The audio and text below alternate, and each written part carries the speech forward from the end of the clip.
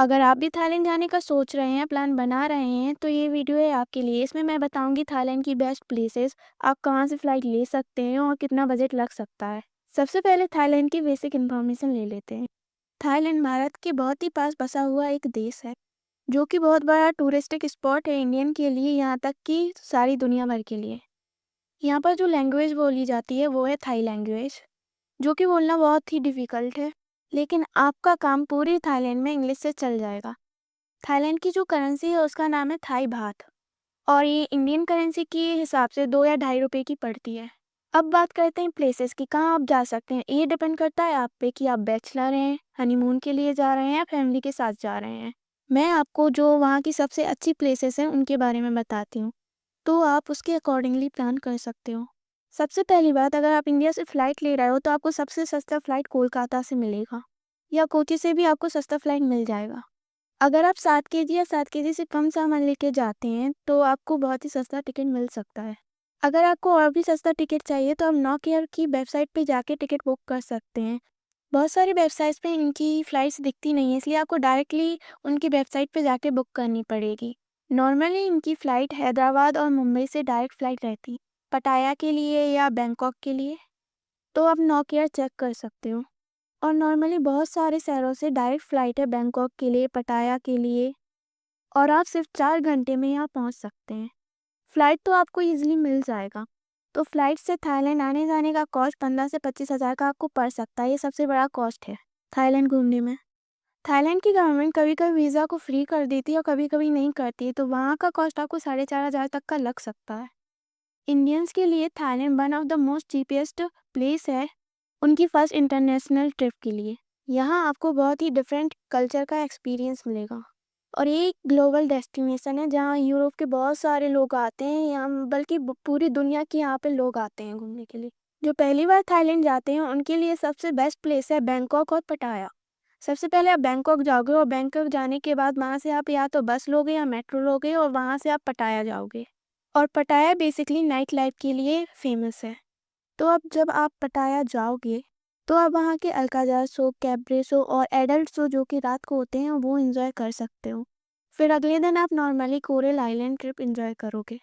और अगर उसके बाद आपके पास बजट है, टाइम है, तो नॉन्गनुच विलेज जाते हैं जहाँ का कल्चर बहुत ही डिफरेंट है, आप वहाँ जाके वो सब देख सकते हैं। उसके बाद वहाँ का most famous night life destination है वॉकिंग स्ट्रीट। तो पटाया में लोग नाइट को वॉकिंग स्ट्रीट पर जाते, तो you will have a great time. पटाया नाइट लाइट के लिए बेस्ट है। फिर आप बेसिकली पटाया में 2 नाइट स्पेंड कर लेते हो। जैसे ही आपने बैंकॉक में लैंड किया उसके बाद आप पटाया गए 4 घंटे में। फिर आपने पटाया में टाइम स्पेंड किया। फिर आपका पटाया कंप्लीट हो जाता है और आप बैक आ जाते हो बैंकॉक। बैंकॉक में बहुत सारे फेमस टेम्पल हैं। जैसे सबसे फेमस है वॉट तरुण टेम्पल, फिर है बुद्धिज़्म, फिर है हिंदू टेम्पल। आप यहाँ पर घूम सकते हैं। और अगर आपके पास टाइम है तो वहाँ के आप मार्केट जाते हो, वहाँ के मार्केट बहुत ही फेमस हैं, तो आप वहाँ से बहुत सारी शॉपिंग कर सकते हो। अगर आप फैमिली के साथ जा रहे हो तो आप बैंकॉक और पटाया ही जाओगे, और अगर आप हनीमून पे जा रहे हो और स्पेशल ओकेशन पे जा रहे हो जैसे एनिवर्सरी हो गई या कुछ और, तो आप जाओगे फिर फुकेट जो साउथ की तरफ है। अगर आपको प्राइवेसी चाहिए तो आप फुकेत और ट्रा भी कर सकते हो। फुकेत में डे ट्रिप होता है, जैसे फीफी आइलैंड का एक डे ट्रिप होता है। वहाँ पर आपको बहुत बड़े बड़े रॉक दिखेंगे और पानी बिल्कुल क्लीन दिखेगा। फीफी आइलैंड ट्रिप पूरा डे ट्रिप होता है और ये लंच वंच के साथ होता है सारा ट्रिप। और अगर आपके पास टाइम है तो आप जेम्स बॉन्ड आइलैंड भी जा सकते हो, वो भी बहुत प्यारा है। और अगर आपके पास इसके बाद भी टाइम है तो आप क्राबी भी जा सकते हो। फुकेत क्राबी में बहुत से लोग यूरोप से आते हैं, क्योंकि उनकी कंट्री में सन देखने को नहीं मिलता है, मतलब सूरज दिखता ही नहीं है। इसलिए उनको बीचेस बहुत ही पसंद है, धूप में रहना बहुत पसंद है। तो बहुत सारे लोग यूरोप से आते हैं जो फुकेत क्राबी में रहते हैं।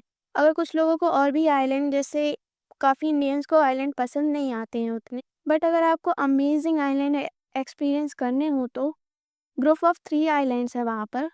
एक वेबसाइट है 12 गो एशिया करके। जब आप 12 गो एशिया पे जाओगे और वहाँ पे सर्च करोगे, जैसे अगर आपको बैंकॉक से फुकेत जाना है तो वो आपको बहुत सारे ऑप्शन दिखा देगा, बस के, ट्रेन के, फ्लाइट्स के, और आप वहाँ से डायरेक्टली बुक कर सकते हैं।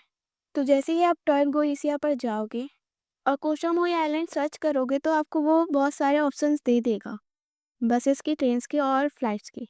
बेसिकली ग्रुप ऑफ आइलैंड है। को थाओ आइलैंड है, को फंग आइलैंड है, को सामुई आइलैंड है। 12 गो एशिया पे अपने बजट के हिसाब से बस या ट्रेन कर सकते हैं। नॉर्मली एक दिन में आप ये तीनों आइलैंड कवर नहीं कर सकते, तो आपको वहाँ पे 2 नाइट स्पेंड करनी पड़ेंगी और यहाँ का एक्सपीरियंस बहुत ही अच्छा होगा। तो ओवरऑल आपका थाईलैंड में 6 नाइट 7 डे या 7 नाइट 8 डे का पूरा ट्रिप एक डिसेंट एक्सपीरियंस हो जाएगा आपको थाईलैंड का। और अगर आपके पास बजट कम है तो आप एक काम करो कि आप सिर्फ बैंकॉक और पटाया कर लो, या सिर्फ नाइट लाइफ ही स्पेंड करना है तो पटाया में 3 नाइट स्पेंड कर लो, बैंकॉक को छोड़ दो। एक चीज़ जो मैं आपको बता दूं, बैंकॉक में 2 एयरपोर्ट हैं, एक डीएमके एयरपोर्ट है और दूसरा सौरभूमि एयरपोर्ट है। डीएमके नया एयरपोर्ट है जहाँ से थोड़ा दूर पड़ता है पटाया, पर बहुत सारी सस्ती फ्लाइट से आपको डीएमके ले जाती हैं। डीएमके से अगर आपको बैंकॉक जाना है, मतलब किसी होटल में जाना है, तो वहाँ से आपको बहुत सारी बसेस मिल जाती हैं। ट्रांसपोर्ट वहाँ बहुत ही ईजिली मिल जाता है। क्लोक एक वेबसाइट है जहाँ पे आप बहुत सारे एक्सपीरियंस बुक कर सकते हो, जैसे कि मसाज वगैरह बहुत सारी चीज़ें होती हैं। तो सबसे सस्ता जो है वो पटाया वाला है, तो वो आप कर सकते हैं। अगर आपको बिल्कुल बेसिक ही करना है तो अगर आप 4-5 लोग भी हो तो 6,500 से 7,000 में आपका लैंड पैकेज हो जाएगा। होटल, आना-जाना, ब्रेकफ़ास्ट हो जाता है। और डिनर का आप 500 से 600 ले लो, अगर आप 4 दिन रुक रहे हो तो 4-5 हज़ार मान के चलो आप डिनर के। और अगर आप कुछ शॉपिंग वगैरह कर रहे हैं तो वो आप पे डिपेंड कर रहा है।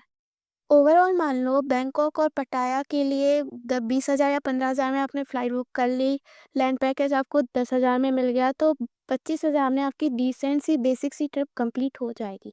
और 5,000 या 10,000 खाने की मान लो तो आपका 30 या 35,000 में डिसेंट सा बेसिक सा ट्रिप हो जाएगा। अगर आपको फुकेत और क्राबी भी